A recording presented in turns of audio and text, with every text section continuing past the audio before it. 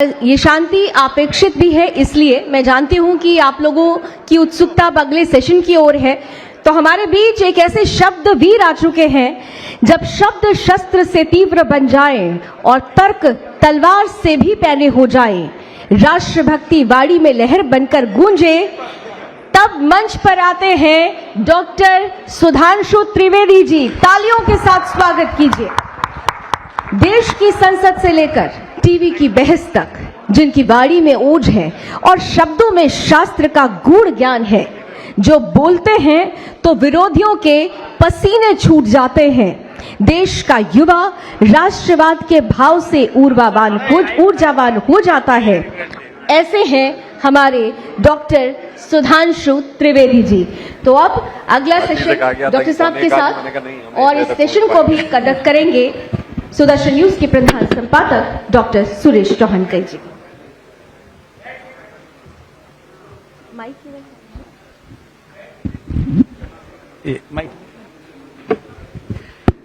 शुरू करें। तो जिनको परिचय देने की आवश्यकता नहीं है और वो खुद का तो परिचय छोड़िए, हर हिंदू के स्वाभिमान का परिचय अपने शब्दों की सरस्वती से देने वाले सुधांशु त्रिवेदी जी का यहां पर मैं स्वागत करता हूं। और सुधांशु जी 11 वर्ष पूर्ण हो रहे इस पार्टी के, जो विचार बेस पार्टी ऐसा कहा जाता है। बाकी तो समय के साथ बदलने वाली दल है, इसके एक विचारधारा है, एक दर्शन है, एक संस्कृति है। तो ये 11 वर्ष सांस्कृतिक दृष्टिकोण से इस सरकार की उपलब्धियां क्या रही?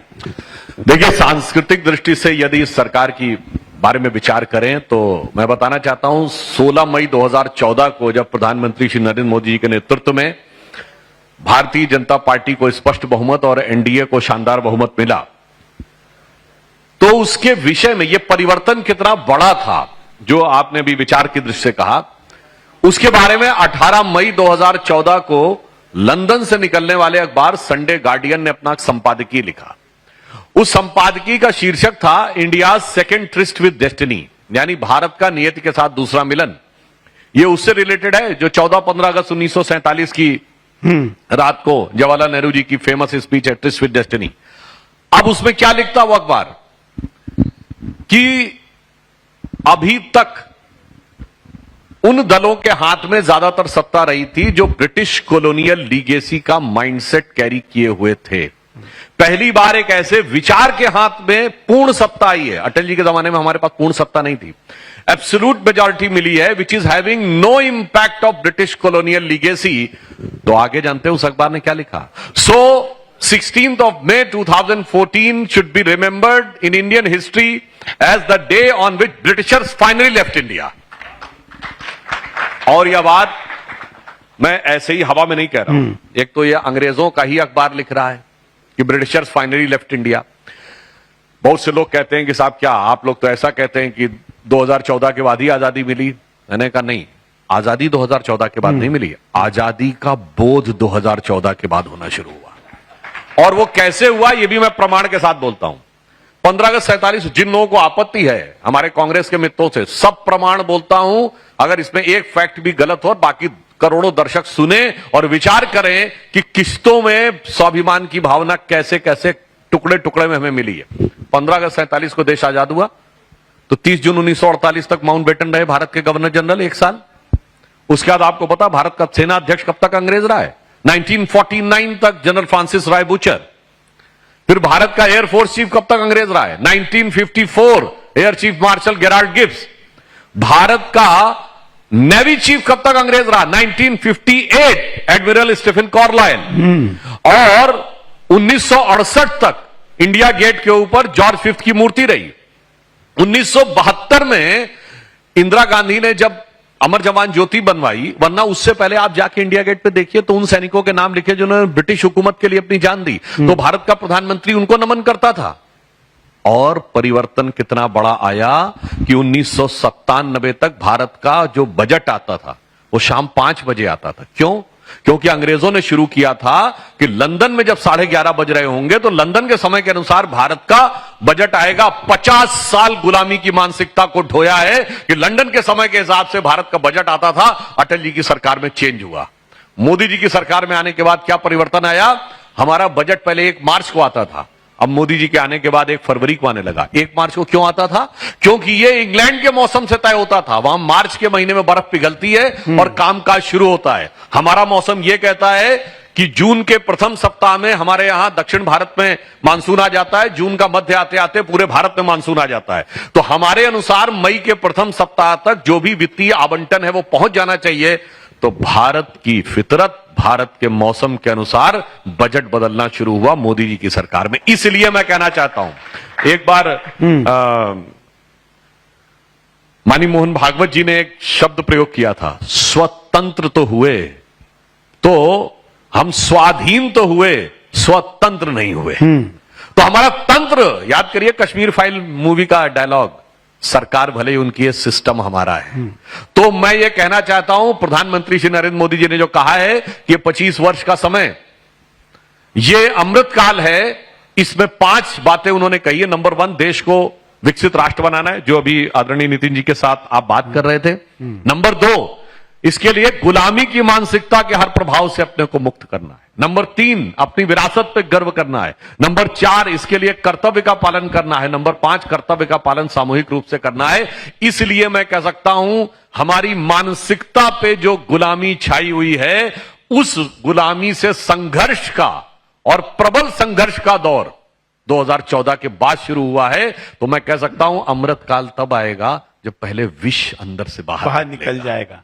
बिल्कुल। तो एक है स्वतंत्र होना, एक है स्वतंत्रता का बोध होना, और एक है कि वो स्वतंत्रता चिरकाल सुरक्षित रहे, इसके लिए व्यवस्थाओं का निर्माण करना। तो आपके सरकार ने इस दिशा में क्या किया? जो आपने बात कही, देखिए कई प्रकार से कार्य होते हैं। कोई भी कार्य हो, सबसे पहले हम विचार और की बात तब करेंगे जब विकास सुनिश्चित हो। विकास तब यथार्थपरक होगा जब समाज की अंतिम सीढ़ी पर खड़े हुए व्यक्ति तक विकास की किरण पहुंचे, जो दीनदयाल जी ने अंत्योदय की बात कही थी। तो आप याद करिए, 15 अगस्त 2014 को प्रधानमंत्री जी ने जो बात बोली थी, क्या कहा था? जन धन योजना। ये क्या था? अंतिम सीढ़ी पर खड़े व्यक्ति को फाइनेंशियल सिस्टम में इंक्लूड करना, और this was the biggest financial inclusion. इसके अलावा 2 और काम थे, 2 और उन्होंने विचार दिए थे 15 अगस्त 2014 को, जिसको लोगों ने कहा ये सामाजिक तो है, इनका पॉलिटिक्स से क्या लेना देना है। एक स्वच्छ भारत अभियान और एक बेटी बचाओ बेटी पढ़ाओ। लोगों ने कहा सामाजिक मुद्दे हैं, पर पॉलिटिक्स से कोई लेना देना नहीं। मगर जो आपने कहा, हम सरकार बदलने के लिए नहीं आए थे, विचार बदलने के लिए आए।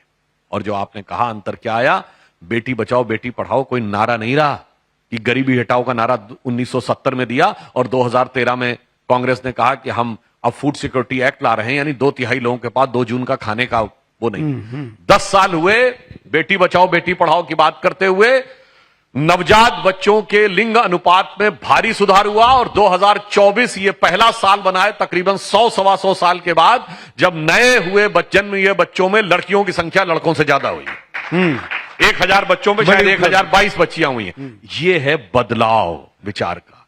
छोटी सी बात, सफाई का बदलाव क्या होता है? पहले लोग जितनी आसानी से फेंक दिया करते थे, अब ऐसा नहीं है। आज उन 55 करोड़ अकाउंट्स में 2.25 लाख करोड़ रुपया भी है।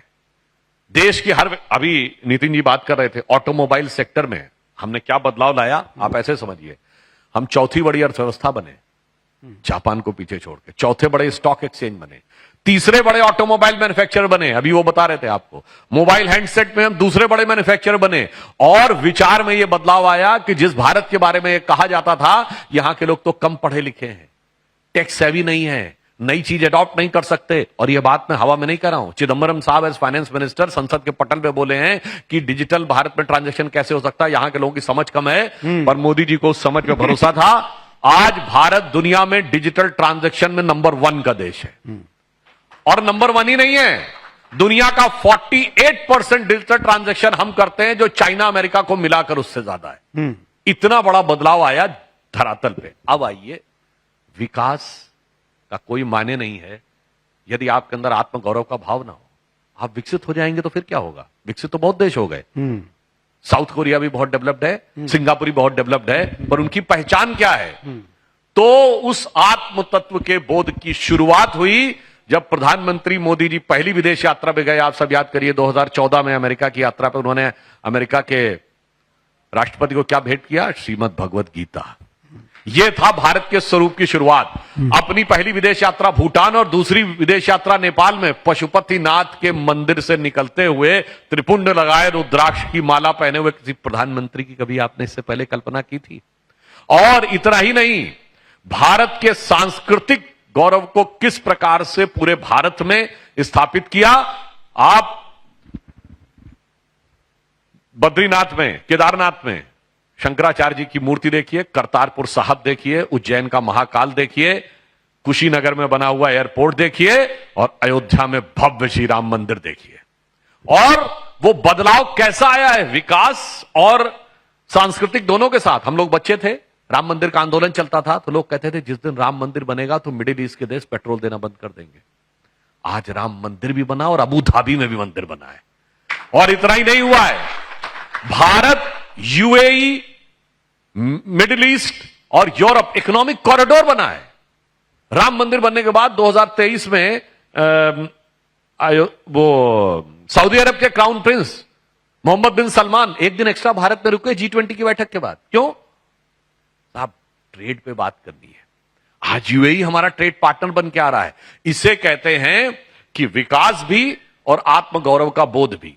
अब इसे मैं सिर्फ इस एक पंक्ति में कहना चाहूंगा, हमारी सरकार ने 11 साल में आने के बाद जन जन तक विकास की किरण भी पहुंचाई और आत्मगौरव का बोध भी किया। जिसे हम लोग कहते थे, बहुत लंबे समय तक संघ में गीत था कि उगा सूर्य कैसा कहो मुक्ति का ये उजाला करोड़ों घरों तक न पहुंचा। तो हम लोग कहते थे कि भरी है मनों में अभी तक गुलामी, वही राग अंग्रेजियत का पुराना, न संयम व्यवस्था न एकात्मता है, न संयम व्यवस्था न एकात्मता है, भरी है मनों में अभी तक गुलामी, और वही राग अंग्रेजियत का पुराना, सुनाते बड़े लोग नामी गिरामी, प्रजातंत्र की धार उतरी गगन से मगर नीर जन सागरों तक न पहुंचा, उगा सूर्य कैसा कहो मुक्ति का ये उजाला करोड़ों घरों तक न पहुंचा। बिल्कुल। मगर अब उजाला वहां तक पहुंचा है कि हम ये कह सकते हैं। सांस्कृतिक गौरव का एक उदाहरण, अभी महाकुंभ हुआ उत्तर प्रदेश में, 66 करोड़ लोग आए। और सोशल मीडिया के जमाने का पहला महाकुंभ है। एक सर्वे के अनुसार 72% दुनिया के ऐसे लोग थे जिनको पता ही नहीं था कि ऐसा कोई भारत में पर्व होता है, ऐसा कोई हिंदुओं का पर्व होता है जो दुनिया में सबसे बड़ा लोग जो यहां तक आते हैं। और उसने क्या दिखाया? 66 करोड़ लोग आए, 50 लाख विदेशी आए। आईफोन आप सब यूज करते हैं। एप्पल कंपनी के फाउंडर स्टीव जॉब्स की पत्नी लॉरेन पावल आई और इतनी प्रभावित हो गई कि अपना नाम कमला देवी रख लिया। और महत्वपूर्ण बात क्या है, दुनिया में कोई साधना भी की, केवल नाम नहीं बदला। हाँ, दीक्षा ली। साधना में रही। बिल्कुल, दीक्षा ली। और एक और बात अब देखिए, मैं विनम्रता और चुनौती से पूछता हूं, दुनिया में कोई दूसरी धर्म संस्कृति ऐसी है जो उस धर्म को न मानने वाला उस धार्मिक यात्रा में आना चाहे, धार्मिक कार्यक्रम में? कोई गैर क्रिश्चियन वेटिकन जाना चाहता है? मैं धार्मिक दृष्टि से कह रहा हूं, टूरिज्म की दृष्टि से नहीं। आइए, कितने गैर मुस्लिम जो है हज करना चाहते हैं, और यदि खुदा ना खास्ता वो इच्छा व्यक्त कर दें तो फट से कहा जाता कन्वर्ट हो जाओ। पहले हमारे यहां 50 लाख लोग आए, किसी से नहीं कहा गया कन्वर्ट हो जाओ। सब आए, श्रद्धा भाव से रहे और चले गए। मगर आप सोचिए, जिनके पास इतना पैसा था वो आए क्यों? वो एक पुराना फिल्मी डायलॉग था ना, तुम्हारे मेरे पास सब कुछ है, रुपया है, पैसा है, बैंक बैलेंस है, गाड़ी है, बंगला है, सब कुछ है, तो मेरे भाई फिर काहे आए हो? आप बता रहे हैं क्यों आए। पश्चिम ने एक सोच दी कि हमको जीवन में सुख किससे मिलेगा? पैसे से। कार्ल मार्क्स, पैसा हो जाए बाप बड़ा ना भैया, सबसे बड़ा रुपया। मगर कुछ समय के बाद समझ में आया, सिगमंड फ्राइड आए, एक दूसरे थ्योरेटिशियन, उन्होंने कहा नहीं, शारीरिक सुख सबसे बढ़िया है, शारीरिक सुख हो जाएगा तो जिंदगी सुख है। फिर एक तीसरे आए फ्रांस के, उन्होंने कहा नहीं, ख्याति मिल जाए, नेम एंड फेम, तो सब कुछ सुख है। मगर जब वो लोग आके भारत में हमारे साधु सन्यासियों को देखते हैं, नागा सन्यासियों को देखते, तो चकित हो जाते। इनको तो न पैसा चाहिए, न शारीरिक सुख चाहिए, न नेम एंड फेम चाहिए। और नेम एंड फेम से वो कैसे अलग रहते हैं? आप किसी नागा साधु के, आपने बहुत किस्से सुने होंगे, किसी का कार्य सिद्ध हो गया, वो किसी नागा साधु को धन्यवाद देने गए तो नागा साधु डांट के भगा देते थे, कभी कभी गाली बक के भगा देते थे। तो आप कहते थे ये कैसा विचित्र व्यवहार है, हम तो सिर्फ उनको धन्यवाद देने गए। वो जानते हैं क्यों करते हैं? वो प्रसिद्धि से दूर रहना चाहते हैं। अगर वो आपका साधुवाद स्वीकार कर लेंगे तो आप 10 लोगों को बताएंगे कि बाबा जी की वजह से मेरा काम हो गया, और उनके पास जाएंगे तो वो प्रसिद्धि के मोह में फंस सकते हैं। इसलिए जब वो लोग आके नागा साधुओं को देखते थे तो जानते क्या उनके मन में भाव उत्पन्न होता, जो पश्चिम की सोच और हमारी सोच में, कि वो सुख खोजे भौतिकता में, वो सुख खोजे भौतिकता में, मदिरा में, मांस की बोटी में, ये भस्म रमाए अपने तन पर खुश हैं सिर्फ लंगोटी में। और यहां मार्क्स भी फेल, मैक्स वेबर भी फेल, सिगमंड फ्राइड भी फेल। तो भारत का जो ये स्व उठा है ना, जिसे एक पंक्ति में कहूंगा, आज भारत उस स्थिति में पहुंचा इन 11 वर्षों में कि भारत मां अंगड़ाई लेती, सुप्त चेतना जाग रही। भारत मां अंगड़ाई लेती, सुप्त चेतना जाग रही, और ऋषि मुनियों की देवधरा फिर अपना रूप संवार रही। बिल्कुल, और यही ऋषि मुनियों का आशीर्वाद है कि सीमा के अंदर हो, सीमा पर हम विजयी होते हैं। अब इन दिनों में पूरे देश में वातावरण है, और खास करके ऑपरेशन सिंदूर के बाद, और अब इस देश ने जो पराक्रम करके दिखाया, कुछ लोग उसको लेकर कई सवाल उठाते हैं। हां, जो आपने बात कही ऑपरेशन सिंदूर को लेकर जो लोग सवाल उठाते हैं, इसका मैं आपको राजनीतिक और वैचारिक दोनों उत्तर देने का प्रयास करूंगा। राजनीतिक उत्तर यह है कि इन लोगों ने सवाल किस पे नहीं उठाया। मैं शुरू करता हूं। इन्होंने कहा एलआईसी बर्बाद हो गया, LIC all time high profit में। इन्होंने कहा एसबीआई बर्बाद हो गया, एसबीआई का पिछले क्वार्टर का प्रॉफिट भारत के में प्राइवेट और गवर्नमेंट मिला के सबसे ज्यादा, रिलायंस से ज्यादा प्रॉफिट स्टेट बैंक ने कमाया। इन्होंने कहा एचएएल बर्बाद हो गया, एचएएल ने लास्ट ईयर 23,000 करोड़ रुपए का बिजनेस किया, 80,000 करोड़ पाइपलाइन में, शेयर स्टॉक्स उसके 14% ऊपर गए। फिर इनको शक हुआ, इन्होंने कहा मुझे भारत की सेना पे भरोसा नहीं है। उसके सर्जिकल स्ट्राइक में सबूत मांग रहे थे। भारत के एयरफोर्स पे भरोसा नहीं, बालाकोट पे मांग रहे थे सबूत। फिर इन्होंने कहा भारत के चुनाव आयोग पे भरोसा नहीं है। फिर इन्होंने कहा भारत के मीडिया पे भरोसा नहीं है, भारत की सेबी पे भरोसा नहीं है। मुझे लगता है जिन लोगों के दिमाग में इस कदर अंधेरा भरा हो तो वो कभी भी उजाला देख नहीं सकते। इसके लिए मैं किसी के प्रति शब्दशः नहीं कह रहा हूं, कैविएट लगा कह रहा हूं। रामचरितमानस में एक चौपाई है, देखिए कितना भी जगमग महल हो, उसमें कोई कोना तो अंधेरा होता है। तो एक ऐसा जीव होता है जिसकी आसक्ति अंधेरे की तरफ होती है। तो रामचरितमानस में कहा गया है, सहज पाप प्रिय तामस देहा, यथा उलू कही तम पर नेहा। जैसे जिन लोगों की तामसी वृत्ति होती है वो पाप की तरफ वैसे ही जाते हैं जैसे उल्लू जो होता है, मैं फिर कह रहा हूं, किसी व्यक्ति के लिए नहीं कह रहा हूं, उल्लू जो होता है जगमगाते हुए प्रकाश से घबरा कर ढूंढता है कि अंधेरा कहां दिख रहा है, और वो उस तरफ भागने की कोशिश करता है। इसलिए मैं कहना चाहता हूं, इन लोगों ने आज तक, सुनिए इनको तो आपने नहीं अभी नहीं, आपने नामांतरण कर दिया क्या पप्पू का? नहीं, मैंने कुछ नहीं बोला है। समझने वाले समझ रहे हैं, ना समझे वो अनाड़ी है। अब मैं ये कहना चाहता हूं, इनको वैक्सीन में भरोसा नहीं था। जब वैक्सीन आई तो इन्होंने कहा इतनी जल्दी इसका स्टैटिस्टिकल सर्वे नहीं हो सकता, इस पर भरोसा नहीं था। जब राम मंदिर का उद्घाटन हुआ तो मुहूर्त पे भरोसा नहीं था। मेरे भाई, तुम्हारा तो भरोसा अपने ऊपर, और कुल मिलाकर अपने में भरोसा नहीं था। भारत के चिर युवा नेता जो चिर व्याकुल भी रहते हैं, उन्होंने प्रेस कॉन्फ्रेंस में बोला, ये तुम जिसको देख रहे हो ना, ये तो वो है ही नहीं, ये तो खत्म हो चुका है। जिनको अपने में भरोसा नहीं, अपने नेताओं में भरोसा नहीं, उनके नेता अगर भारत का पक्ष लेकर जा रहे हैं, जो प्रधानमंत्री जी ने ऑल पार्टी डेलीगेशन भेजा, तो उनके बारे में आलोचना कर रहे हैं। ये तो हुई तात्कालिक। अब मैं आपको वैचारिक बात कहता हूं। देखिए, एक विचारधारा है, एक सोच है, जो भारत को हमेशा भारत का निगेटिव पक्ष, भारत को पराजित देखना चाहती है। ये उसी मानसिकता का प्रतीक है कि भारत को कितना नुकसान हुआ ये बताओ।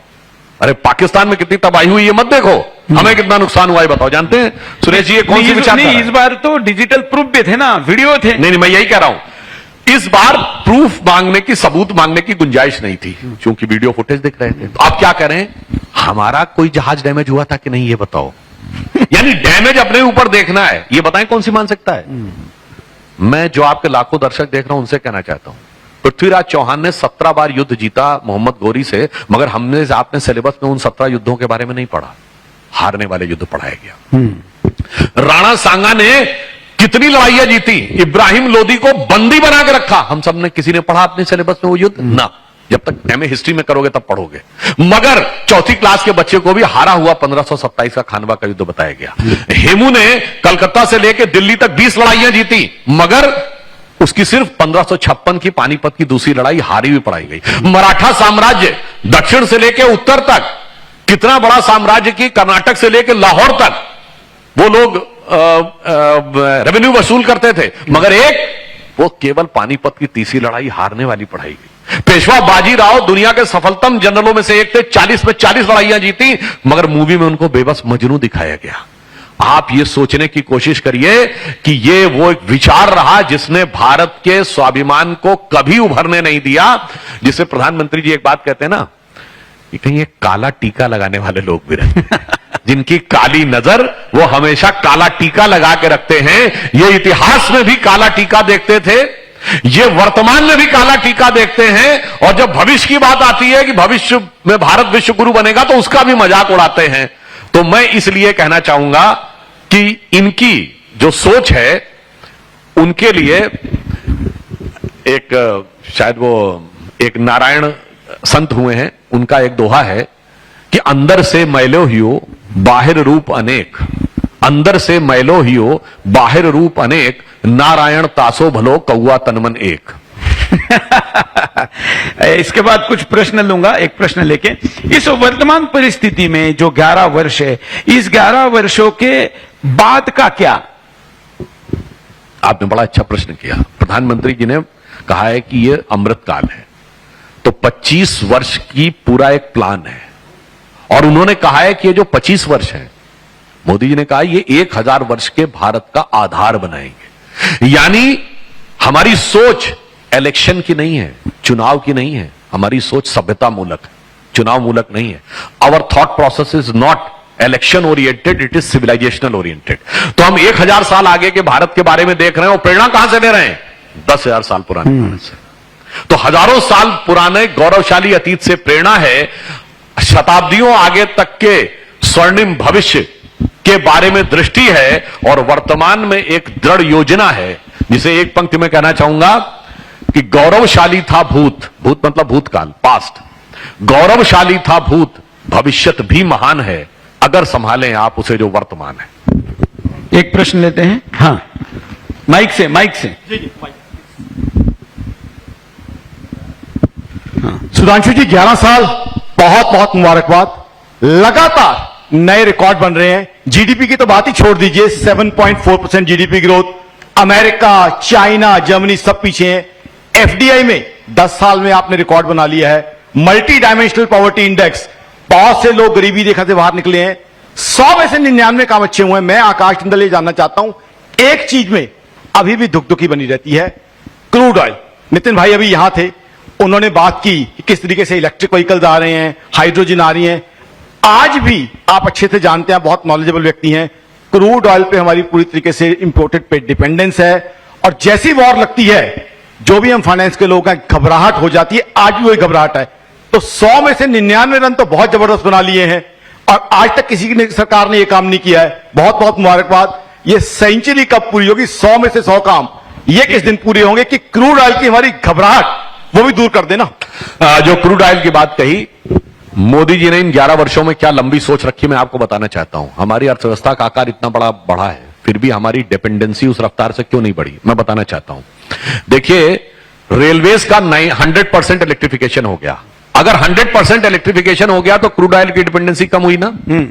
अभी नितिन जी ने आके बताया कि जो वो मिलाया जाता ethanol, ethanol blending in petroleum products 20% हो गई, तो 20% हमारी उसके ऊपर डिपेंडेंसी कम हुई। अब आप आइए, उसके बाद जब प्रधानमंत्री सूर्य घर योजना शुरू हुई तो आपको फ्री की बिजली मिलेगी, और ना खजाने पे कोई जोर, ना एनवायरमेंट पे जोर, ये होता दिमाग लगा के देना। और उसके साथ इलेक्ट्रिक व्हीकल्स की शुरुआत हुई। ऑटोमोबाइल्स यानी कि 2 व्हीलर और 4 व्हीलर आपका इलेक्ट्रिक होगा, तो उसी इलेक्ट्रिसिटी से आप चार्ज भी कर सकते हैं, यानी फिर आपकी क्रूड ऑयल के ऊपर डिपेंडेंसी कम हुई। इनलैंड वाटरवेज शुरू हुए। अगर जल मार्ग से कोई ट्रेवल करता है तो सड़क मार्ग के मुकाबले और रेल के मुकाबले 1/10 से लेके 1/8 तक कॉस्ट पड़ती है। तो अगर 111 जल मार्ग चलने लगे तो क्रूड ऑयल पर डिपेंडेंसी कम हुई। यह दर्शाता है कि एक लॉन्ग टर्म प्लानिंग रख के चलना कि धीरे धीरे भारत की ऊर्जा आवश्यकता को कैसे सेल्फ डिपेंडेंट करते चले जाना। और आपने देखा जो प्रधानमंत्री सूर्यघर योजना उन्होंने प्रारंभ की, मगर आपको ध्यान है इसमें 1 करोड़ घरों के छतों के ऊपर सोलर लगाने की बात है। वो प्रारंभ किस दिन की? 22 जनवरी 2024 को, जिस दिन श्री राम मंदिर का उद्घाटन हुआ और उसी दिन यह भी तय किया गया कि हर रामनवमी को भगवान राम के ऊपर मस्तक पर सूर्य तिलक भी होगा। और आपको पता है दुनिया में एक शहर ऐसा है जहां पर सबसे लंबी स्ट्रिप है जो टोटल सोलर एनर्जी से है, वो कौन है? अयोध्या। 10 किलोमीटर लंबी स्ट्रिप है। आपको पता है एक भारत में गांव ऐसा है, शायद दुनिया में इकलौता गांव होगा जहां सब कुछ सोलर से चल रहा, हर घर की बिजली सोलर से, पब्लिक प्लेसेस सोलर से, लाइट सोलर से, हर चीज सोलर से। वो है गुजरात का मोढेरा। मगर उसकी खासियत क्या है? सोलर एनर्जी के साथ साथ सूर्य भगवान का मंदिर भी वहां के ऊपर है। इसलिए मैंने कहा भारत का सूर्य भी उदय हो रहा है और भारत की आत्मा का सूर्य भी उदय हो रहा है। विकास का सूर्य और आत्मा का सूर्य एक साथ उदय हो रहा है। आपने राम मंदिर का उल्लेख किया तो काशी मथुरा ये तो नारा ही है, तो हम उसका उल्लेख ना करें ऐसा हो ही नहीं सकता सुदर्शन पे। देखिए बिल्कुल आपने सही कहा, काशी विश्वनाथ का भव्य कॉरिडोर देखिए। नहीं लेकिन श्री राम अभी भी नंदी बाबा उधर देख रहे हैं। समय के साथ बदलाव आएगा। और मैं सिर्फ एक ही पंक्ति कहना चाहूंगा, जो इच्छा करी हो मनमाही, राम कृपा कुछ दुर्लभ नहीं।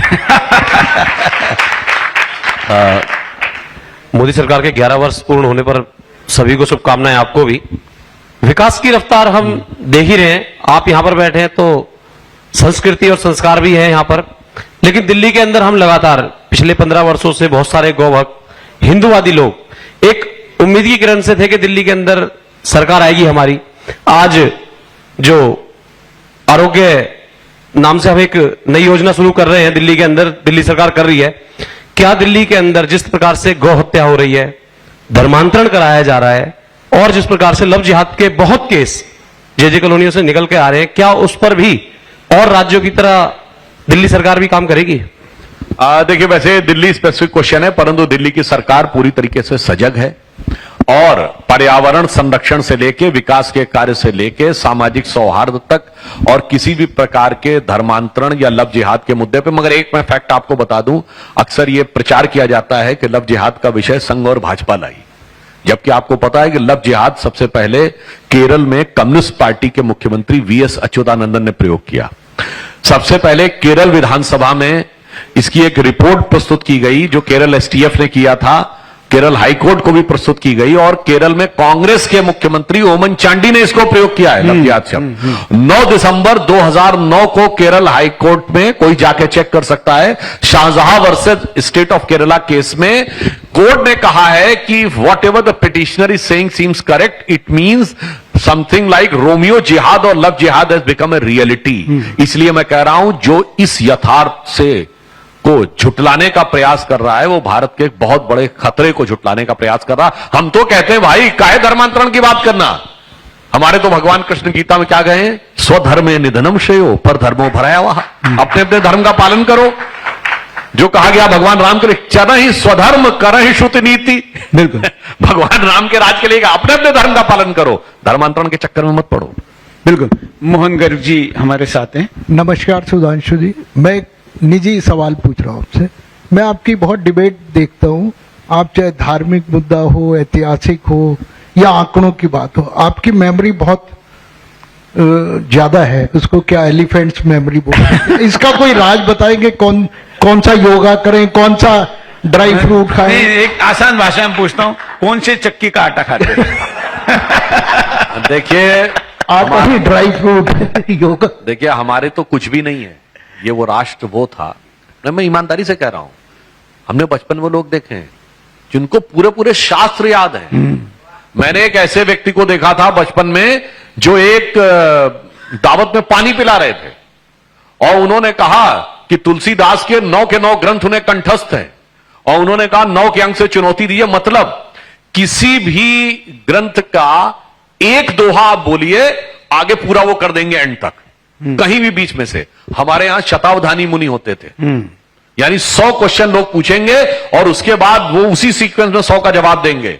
उसी प्रकार हमारे यहां सहस्रावधानी होते थे। अभी बेंगलोर में 2-3 साल पहले की बात है, एक जैन बालक था जिसने कि 100 लोगों का कम से कम वो एग्जैक्ट उसने वर्ड्स बता दिए संघ की शाखा में खेल बहुत से। तो मेरा ये कहना है भगवान ने सभी को बराबर की क्षमता दे रखी है, सिर्फ इस पे निर्भर करता है आपकी रुचि किस में। जैसे मैं एक उदाहरण दूं, जब मैं पढ़ाता था यूनिवर्सिटी में तो कई बार हमारे स्टूडेंट पूछते थे सर ये इतनी चीजें पुरानी याद कैसे रहती, तो मैं उनसे सिर्फ यही कहता था 10 साल पहले कोई मूवी देखी थी, उसका कोई गाना अच्छा लगा तो 2 लाइनें आज तक याद हैं कि नहीं? ये रजिस्टर में बैठ के लिखी नहीं थी।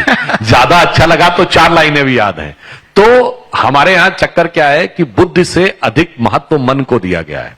आपका मन जहां लगता है वहां चीजें स्वतः हो जाती। भगवान ने सबको क्षमता दे रखी है, और भारत में तो वो क्षमता दे रखी है कि आप सोचिए। यहां मैं एक पॉइंट कहना चाहता हूं, भारत में यह कहा जाता था कि हमारे वेद श्रुति थे, वो लिखित में नहीं थे, लोग लिखना नहीं जानते थे इसलिए ओरल ट्रेडिशन से करते थे। नहीं साहब, ऐसा नहीं था। कोई ये कहे कि वो सिविलाइजेशन जिसने आयुर्वेद जैसा ज्ञान दिया, जिसने ट्रिग्नोमेट्री, ज्योमेट्री और मैथमेटिक्स दिया, जिसने ग्रहों का कैलकुलेशन करके दिखाया, जिसने उपनिषदों जैसी फिलॉसफी दी, जहां सुश्रुत संहिता जैसा पूरा सर्जरी का टेक्स्ट अवेलेबल है, जिसके लिए दुनिया के तमाम देश आते थे तक्षशिला और नालंदा तक पढ़ने के लिए, वो लिखना नहीं जानते थे। कोई अगर ये कहे तो ये कहने वाला मूर्ख नहीं, कुछ हद तक पागल हो सकता है जो कहे लिखना नहीं जानते थे। इसका अर्थ हुआ कि वो लिखना नहीं चाहते थे, क्योंकि तमाम चीजें वो मस्तिष्क में ही धारण करके चलते थे, और कुछ चीजें ऐसी जो लिख के नहीं बताई जा सकती, सिर्फ बोलकर बताई जा सकती हैं। जैसा मैंने पहले भी बताया है, संस्कृत भाषा में सिर्फ शब्द ही नहीं है, वाइब्रेशंस भी हैं। और हम सब ने ये अपने देखा होगा, आप कभी पूजा करते हैं तो नवरात्रि के दिनों जब पूजा करते हैं आप क्या बोलते हैं? ओम ऐं ह्रीं क्रीं चामुंडाय विच्चे। ये एम हीं क्रीम शब्द नहीं है, ये वाइब्रेशन है। मैं पूछता हूं किसी अंग्रेज से बगैर बोले हुए पढ़ के बता दो भैया कि एम हीं क्रीम कैसे लिखा जाएगा। इसलिए ये उनकी बुद्धि के बाहर था। ऑन द लाइटर नोट में कहूं, हम लोग बचपन में कभी खड़े होते थे गली मोहल्ले के नुक्कड़ पे, कोई बहुत भारी चीज बता दी जाए तो आदमी कहता था ऐसा है भैया, ये तुम्हारी नॉलेज के बाहर है। तो मैं कहना चाहता हूं जितने मार्क्स मैकाले के मानस पुत्र पढ़े हुए हैं, भारत और भारतीयता के तत्व को समझना उनकी नॉलेज के बाहर की चीज है। और हमारे यहाँ पर जो लिखा हुआ था उनको जलाने के लिए भी आतताई आए, उन्होंने जलाया, इसलिए भी ये जरूरी था कि याद रखा जाए। इसलिए इसका मतलब ये नहीं कि लिपि नहीं थी, इसका मतलब ये नहीं कि पुस्तक नहीं थे। शॉर्ट में नहीं, मैं इसका एक और भी आपको कारण बताता हूं। याद रखने का विषय सिर्फ इसलिए नहीं था कि हमें उसको संरक्षित करना था। याद रखने के साथ आपकी चेतना जुड़ती है उसमें। पुस्तक में चेतना उतनी नहीं जुड़ती है। मैं एग्जांपल देना चाहता हूं। और अब आने वाला टाइम जो आने वाला है, जो एलन मस्क की कंपनी काम कर रही है ना बायो कंप्यूटर इंटरफेस के ऊपर, अब हम धीरे धीरे वहीं जाने वाले हैं। आप देखिए कि जो मैं एक आपको प्रैक्टिकल उदाहरण देता हूं। आज एआई का दौर आया है, एआई के बाद हम क्वांटम के दौर में जा रहे हैं। क्वांटम कंप्यूटर और जो आज का कंप्यूटर, इवन एआई कंप्यूटर में फंडामेंटल डिफरेंस क्या है? ये जो हमारा डिजिटल कंप्यूटर है ये बाइनरी सेटअप पे चलता है, यानी 1010, जबकि जो क्वांटम कंप्यूटर है वो पैरेलल सेटअप में चलता है। अब पैरेलल कैलकुलेशन कैसे? जो डिजिटल है वो डिटर्मिनिस्टिक मॉडल है, यानी या तो 1 है या 0 है, जबकि क्वांटम कंप्यूटर प्रोबेबिलिस्टिक मॉडल है, यानी अनेक संभावनाएं एक साथ है। इसको मैं आपको व्यवहारिक उदाहरण दे रहा हूं। जैसे मैं यहां बैठा हूं और मैं सुरेश जी मुझसे कहें या हम उनसे कहें कि भाई ये खाया ये बड़ा मीठा था, तो मीठा डिटर्मिनिस्टिक मॉडल है। 1 मीन्स मीठा है, 0 मीन्स मीठा नहीं। मगर जैसे ही इन्होंने मीठा बोला तो जितने लोग इस कमरे में बैठे हैं सबके मन में अनेकानेक प्रोबेबिलिटीज क्रिएट हो गई। कैसा मीठा है? आम जैसा मीठा है, अमरूद जैसा मीठा है, लीची जैसा मीठा है, रबड़ी जैसा मीठा है, जलेबी जैसा मीठा है, आइसक्रीम जैसा मीठा है, कैसा मीठा है? अब सुनिए, इसी के साथ साथ अब आगे इन्होंने कुछ नहीं बोला कि मीठा क्या है, तो आपके दिमाग में इतनी यानी इस कमरे में मिलियंस ऑफ प्रोबेबिलिटीज हो गई। अब इसके साथ हर व्यक्ति को जीवन में जो सबसे अच्छा वाला मीठा लगा होगा उसके मन में वहां पे जाके वेव फंक्शन कोलैप्स होगा उस प्रोबेबिलिटी का। वो सोचेगा शायद ऐसा वाला मीठा है। अब देखिए, जब शायद ऐसा वाला मीठा कहा सबके लिए, तो क्या हो गया? ये क्वांटम का मॉडल आ गया। मीठा है या नहीं है ये तो सबके लिए बराबर है, 1 और 0, मगर कैसा मीठा है सबके लिए अलग अलग है। ये हो गया अनुभूति का विषय। तो अब जो क्वांटम कंप्यूटर जा रहा है वो अनुभूति के विषय में जा रहा है, और जब अनुभूति का विषय आएगा तो अनुभूति पे भारत से ज्यादा अनुभव दुनिया में किसी को नहीं है। यहां तो हजारों सालों में हजारों लोगों ने भगवान को अनुभव करके दिखाया है। इसलिए मैं कहता हूं कि यहां पर जो आपने कहा, बोलने के लिए भी एक स्टेज ऐसी आती है, ये कहते हैं ना लिखे बगैर काम चलता है, बोल के। एक स्टेज आती बगैर बोले काम चलता है। आप अंदर में अंतर्नाद का अनुभव करते हैं, जिसे एक बड़ा फेमस दोहा है, शायद रहीम दास का या कबीर दास का, मुझे ध्यान नहीं आ रहा है। वो कहते हैं तब ब्रह्म का साक्षात्कार होता है जब हृदय में अनहद नाद उठता है। तो कहते हैं जात हमारी ब्रह्म है और माता पिता है राम, जात हमारी ब्रह्म है और माता पिता है राम, और घर अपनों है शून्य में अनहद में विश्राम। तो हम तो शून्य का संगीत भी सुनने में समर्थ हैं। लोग कहते हैं कि अब एआई जो आया है, इस कारण हमारी धारणाएं, हमारी मान्यताएं, हमारे विज्ञान की रीच ज्यादा हो जाएगी। पहले सब चीजें खोजने में, रिसर्च करने में टाइम लगता था, तो अब हमारा विचार एआई के कारण ज्यादा गति से पश्चिम की तरफ जाएगा। तो जो नितिन जी थोड़ी देर पहले घर वापसी वाली बात कर रहे थे, तो वैचारिक घर वापसी तो अभी से शुरू हो गई। जैसे जैसे टेक्नोलॉजी आगे बढ़ी है, हिंदुत्व की श्रेष्ठता बढ़ी है। हम लोग बच्चे थे, हमारी जनरेशन के जो लोग होंगे या हमसे बड़े वाले, सबने यही पढ़ा कि Prayagraj is on the Confluence of Ganga Jamuna and mythical Saraswati. Ganga Jamuna और काल्पनिक सरस्वती के संगम पर है। 1990 में नासा की सैटेलाइट पिक्चर में दिख गई सरस्वती। जो कल्पना थी वो यथार्थ हो गया। राम सेतु नासा के सैटेलाइट पिक्चर में दिखा, वो यथार्थ हो गया। राम मंदिर में खुदाई हुई 76 में, तो खंबे दिखने लगे, तो खुदाई रुकवा दी गई। फिर अटल जी की सरकार में ग्राउंड पेनिट्रेशन रेडार मैपिंग आ गई, दिख गया नीचे स्ट्रक्चर है। अब देखिए डरते हैं, कहते हैं काशी विश्वनाथ और मथुरा में रेडार मैपिंग भी मत कराओ, मतलब सर्जरी तो कराओ नहीं, वो अल्ट्रासाउंड भी मत कराओ, क्या है अंदर दिख जाएगा। मगर प्रॉब्लम क्या हो रही है, अब आइए एआई क्या दिखाएगी। जीनोम सीक्वेंसिंग जिस ढंग से आगे बढ़ रही है, अभी तक आप देखिए, आज से केवल 40 साल पहले कौन किसका बाप है ये यकीनी मामला था। आज 72 घंटे का मामला है डीएनए टेस्ट के द्वारा। हम लोग बचपन में तमाम हिंदी मूवीज आपने देखी होगी, पूरी हिंदी मूवी इस मुद्दे पे चलती थी कि विलेन जो है हीरोइन से कहता था मैं इस बच्चे का बाप नहीं हूं, और वो बेचारी जिंदगी भर दिखाया जाता था, वो बूढ़ी हो जाती थी ये साबित करते करते कि उसका बाप ये था। आज 72 घंटे की बात है, ये टेक्नोलॉजी ने सब कुछ सिद्ध किया है। और आप चिंता मत करिए, एआई से लेकर क्वांटम तक जो जो टेक्नोलॉजी आगे बढ़ेगी, भारत और हिंदू धर्म की श्रेष्ठता क्रमशः आगे बढ़ती चली जाएगी, इसमें किसी प्रकार का संदेह नहीं है। इसीलिए आप देखिए, जो जो टेक्नोलॉजी आगे बढ़ रही है, टेक्नोलॉजी का जो जो डायमेंशन आगे बढ़ा, मैं एक उदाहरण देना चाहता हूं। मात्र आज से 50 साल पहले जब ये कहा जाता था कि खेती करनी है तो मैकेनाइज फार्मिंग और केमिकल फर्टिलाइजर करो, आज क्या कहते हैं, गाय के गोबर से खेती करो, ऑर्गेनिक पे आ गए। आज से 50 साल पहले कहते थे Terramycin, Crocin, Metacin, pharmaceutical use करो, आज क्या कहते हैं, नहीं हर्बल मेडिसिन यूज करो। अब क्या कहते हैं, योगा और मेडिटेशन भी करो। यानी जो जो टेक्नोलॉजी आगे बढ़ रही है, आप निश्चित रहिए। और मैं एक और बात कहूंगा, बढ़ती टेक्नोलॉजी दूसरे धर्मों के लिए चुनौती बनती है, क्योंकि वो लोग कहते हैं नो डिस्कशन, जो कह दिया गया वो फाइनल। एक रिलीजन कहता है जो कह दिया गया नहीं मानोगे तो नरक में जाओगे, दूसरा मजहब कहता है जो कहा गया नहीं मानोगे तो सरतन से जुदा हो जाएगा। हमारे यहां शास्त्रार्थ की परंपरा सदा से थी, हम तो सदैव ज्ञान और बुद्धि के प्रतीक हैं। इसीलिए भारत शब्द का अर्थ क्या है, भा का अर्थ होता है ज्ञान का प्रकाश और रथ का अर्थ होता है लगा हुआ। तो जो जो टेक्नोलॉजी आगे बढ़ेगी, आपने कहा एआई आएगी, तो ये वो काम करके दिखाएगी कि जो सैकड़ों साल पहले नहीं हुआ था, जिन जिन चीजों को दबा के रखा गया था, सब भारत के सामने एक नया स्वरूप, एक नया युग उभर कर सामने आने वाला है। तो मेरा तो मानना है टेक्नोलॉजी भारत की तरफ लोगों को ज्यादा लेके आएगी और भारतीय संस्कृति को एक नए आलोक में लेकर जाएगी। मदरसे में पढ़ाया जाता है कि पृथ्वी चपाती जैसी है, और बच्चा मोबाइल में तुरंत एआई को पूछ लेता है और उत्तर मिल जाता है, तो मुल्ला के पास देने के लिए जवाब नहीं है। तो इस कारण एक्स मुस्लिम मूवमेंट बड़ी हो रही है। देखिए यहां एक समस्या क्या है, जब प्रिंटिंग प्रेस आया था तो उसने क्रिश्चियनिटी को बहुत बड़ी चुनौती दी। अभी इंटरनेट आया, इस्लाम के लिए बहुत बड़ी चुनौती, जो आपने कहा ना बच्चा तुरंत देख लेता है। अब दूसरी समस्या है, मगर मैं और भी बड़ी बात कहना चाहता हूं, उसके बावजूद हमको समझाया जाता हम वैज्ञानिक हैं। आपको पता है कि गैलीलियो को फांसी दी गई थी इस बात के लिए कि उसने कहा था कि सूर्य पृथ्वी के चारों ओर घूमता है, यह गलत है, पृथ्वी सूर्य के चारों ओर घूमती है। खैर उसने माफी मांग ली तो फांसी बच गई 1633 में। पर उसका नाम convicted criminal in the eyes of church में अंकित कर दिया गया कि चर्च का अपराधी है। कब तक अंकित रहा है, 1992 तक पोप जॉन पॉल II ने हटवाया। अभी पोप का कोरोनेशन हुआ, कोई कहता है कि ये पोप उस पोप की परंपरा के हैं जिन्होंने उसको फांसी दी थी। कोई पोप कहता है कि उस परंपरा के हैं जिनके प्रभाव से विचक्राफ्ट एक्ट आया था। कोई अपनी संस्कृति के गौरव के विषय के ऊपर सब हटा देता है, हमसे सवाल पूछा जाता है। यानी उस दौर में जब हमारे यहां ग्रह नक्षत्रों की गणना होती थी, और गणना इतनी सॉलिड है कि आज भी आप सॉफ्टवेयर में डालिए तो एग्जैक्ट टाइम ड्यूरेशन दिखाई पड़ता है, उसके बावजूद हमको उन लोगों ने ज्ञान दिया जिन्होंने यह कहा कि धरती स्थिर है या धरती चपटी है और सूर्य चारों ओर घूमता है। उन लोगों ने हमें ज्ञान दिया और हमने वो ज्ञान को मान लिया।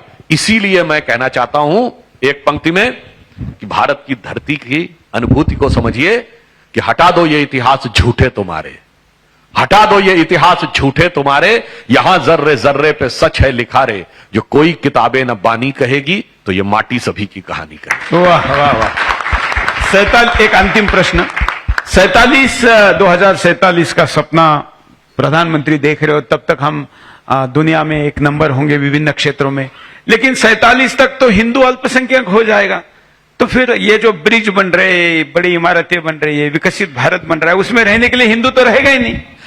नहीं, मैं दूसरी बात आपने कहा तो मुझे ध्यान आ गया, टेक्नोलॉजी 47 तक वहां पहुंच जाएगी कि सबको उनकी असलियत का एहसास करा देगी। जो मैंने कहा ना कि रडार मैपिंग टेक्नोलॉजी है, अब कहते हैं रडार मैपिंग भी मत करो, चिंता मत करो, एक समय ऐसा आएगा कि सैटेलाइट से रडार मैपिंग हो जाएगी, दिख जाएगा कि जमीन के नीचे क्या है।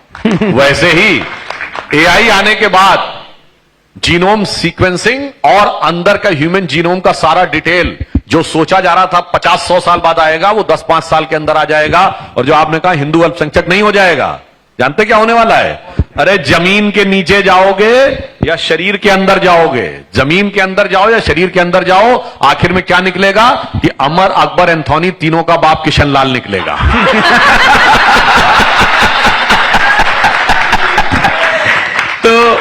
तो चलिए, तो बाप बाप होता है और वो बाप हिंदुस्तान और आगे जाए। तो फिर लास्ट में क्या होगा? हाँ। कोई हम अल्पसंख्यक नहीं होंगे। हमारा जो उद्घोष है ना, सर्वे भवन्तु सुखिना, सर्वे सन्तु निरामया, सभी इसी धारा में जुड़ जाएंगे। तो क्या है, सुधांशु मिल जाए, सुधांशु जी मिल जाए, और समय तो हम कभी देखते नहीं है। एक दो तीन कुछ एक मंत्री जी भी सवाल पूछना चाहते हैं, इनको माइक दीजिए, आपके बगल में जो है। हाँ, उत्तराखंड से मंत्री जी। हाँ, नमस्कार सुधांशु जी। कोई छोटा बोना ऊंचे पेड़ से फल तोड़ने की इच्छा करे हास्य का पात्र बनेगा, लेकिन फिर भी मैं एक बात कहना चाहता हूं। 2014 में जब नरेंद्र मोदी जी रुड़की आए थे तो मैंने एक नारा दिया था, मेरे दिल की वो आवाज थी कि बाबा तेरा मिशन अधूरा, नरेंद्र मोदी करेंगे पूरा। और आज हमारे प्रदेश के यशस्वी मुख्यमंत्री जी ने समान नागरिक संहिता ला करके अनुसूचित जाति समाज के संगठनों ने एक बहुत बड़ा कार्यक्रम किया और उसमें 15-20 हजार लोग आए। तो वहां पर यह नारा लगा कि बाबा तेरा मिशन अधूरा, मोदी धामी कर रहे पूरा। क्योंकि नरेंद्र मोदी जी ने धारा 370 हटा करके धामी जी ने मोदी जी के मार्गदर्शन में समान नागरिक संहिता ला करके बाबा साहब अंबेडकर जी का सपना साकार किया। पीओके कब आएगा, ये मेरा आपसे प्रार्थना है कि मार्गदर्शन करें। वक्त आने पर बता देंगे तुझे आसमां, हम अभी से क्या बता दें जो हमारे दिल में है। धन्यवाद। एक प्रश्न महिला। हाँ, हमारे साथ एक रानी जी है। नमस्कार जी। मैं आपसे पूछना चाहती हूँ कि अभी हमें 70-80 साल हमें आजाद हुए हो गए और इस पूरी दुनिया को आधुनिक हुए 100-150 या 200 साल हो गए। इस आधुनिकता का हम ये नतीजा भुगत रहे हैं कि आए दिन हम देख रहे हैं कि ये वाला ग्लेशियर खत्म हो रहा है, वो वाला ग्लेशियर खत्म हो रहा है, धरती का टेम्परेचर मेरे ख्याल से 2 डिग्री बढ़ गया है। नई नई सड़कें बहुत अच्छी बन रही है, बहुत अच्छा लगता है। अभी गडकरी जी गए, उनका मार्वल बहुत अच्छा काम करते हैं। तो मैं आपसे ये पूछना चाहूंगी, रोजीना हम ये न्यूज सुनते हैं, कहीं हंसदेव के जंगल कट रहे हैं, कहीं और के जंगल कट रहे हैं। ऐसा दिन कब आएगा जब आप ये कहेंगे कि आज ये वाला जंगल बन गया, आज वो वाला जंगल बन गया, ये वाला एस्टेब्लिश हो गया?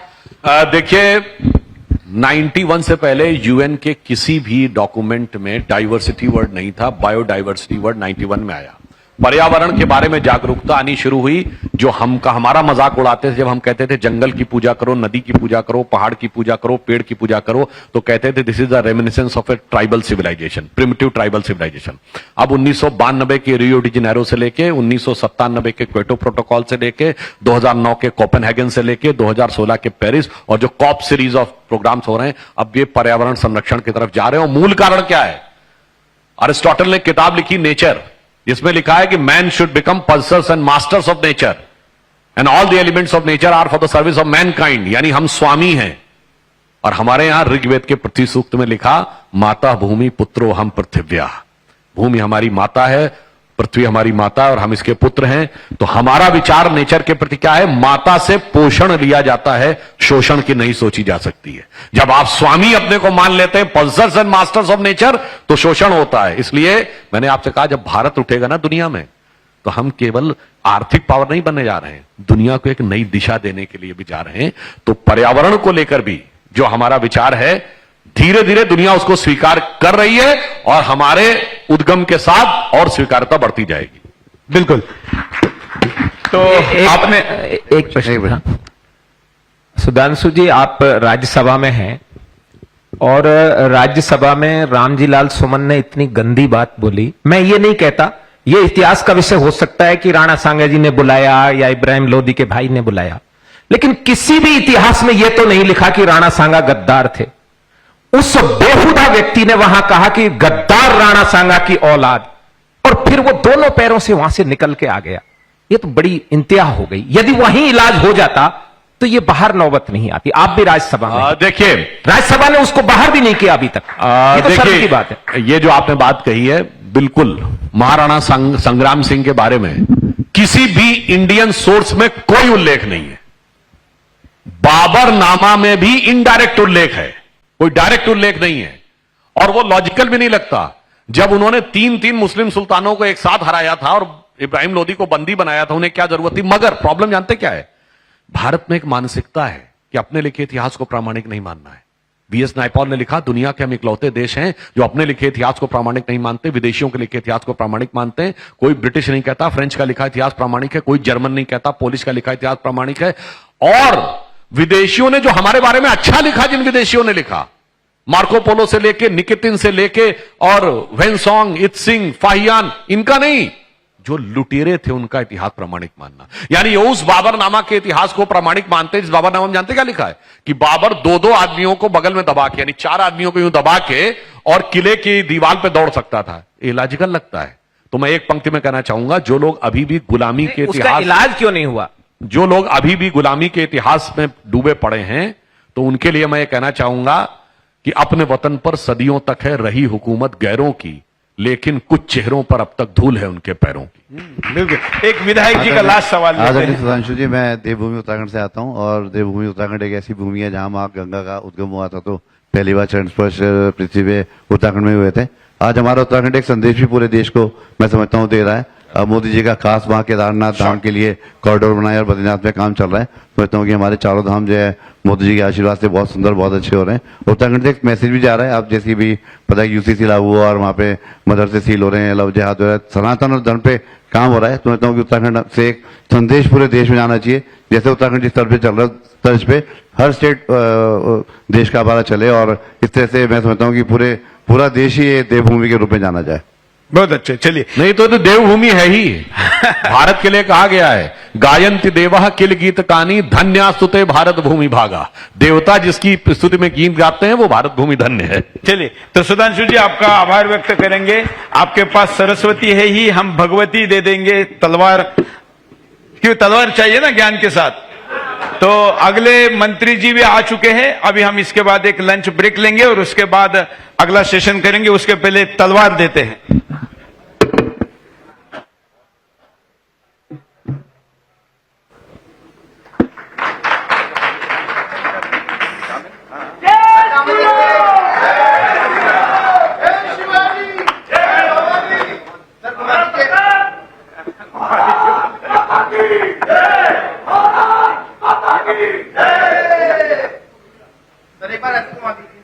नहीं, अरे उतना हो गया, इतना काफी है।